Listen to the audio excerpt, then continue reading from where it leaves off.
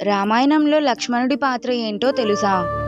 రామాయణం అంటే మనందరం రాముడు, హనుమంతుడు, సీతాదేవి గురించే మాట్లాడతాం కానీ లక్ష్మణుడు, అలాగే లక్ష్మణుడి భార్య అయిన ఊర్మిళ గురించి తెలుసా?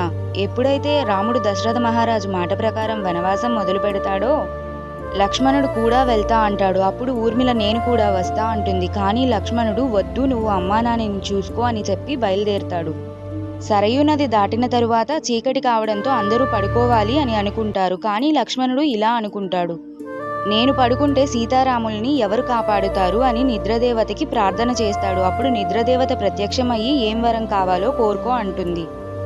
అప్పుడు లక్ష్మణుడు ఈ 14 సంవత్సరాలు నేను నిద్రపోకూడదు అంటాడు. అప్పుడు నిద్రదేవత అయితే నీ బదులు ఎవరైనా పడుకోవాలి అని అంటుంది. అప్పుడు లక్ష్మణుడు నా భార్య పడుకుంటుంది అంటాడు. ఈ విషయం నిద్రదేవత ఊర్మిళకి చెప్తుంది. ఊర్మిళ ఇందుకు ఒప్పుకుంటుంది. లక్ష్మణుడు పాత్ర గురించి కంప్లీట్ వీడియో కావాలి అంటే కామెంట్ చేయండి.